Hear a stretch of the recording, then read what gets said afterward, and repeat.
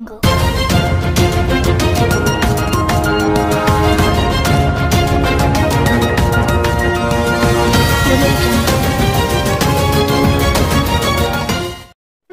मी सय्यद सफर शोगत. आपण पाहत आहात Tejvarta news network and entertainment channel.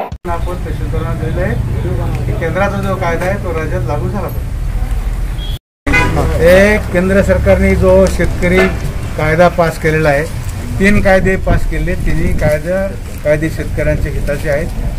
अशा स्वरूपाचे कायदे व्हावे याच्यासाठी शरद जोशी आयुष्यभर लढले. केंद्र सरकारने हा कायदा केलेला आहे. शेतकरी स्वतःचा माल कुठंही त्याच्या मनानुसार, त्याच्या मतानुसार जिथं जास्त भाव मिळेल, भावापेक्षा जिथं जास्त भाव मिळेल तिथं विकू शकतो.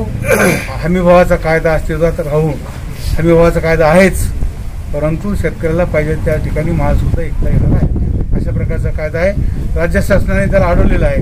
राज्य शासन आपल्या राज्यात हा कायदा लागू करू इच्छित नाही, तर संपूर्ण भारतीय जनता पार्टीची इच्छा आहे की हा कायदा राज्यात लागू व्हावा आणि येथील शेतकरी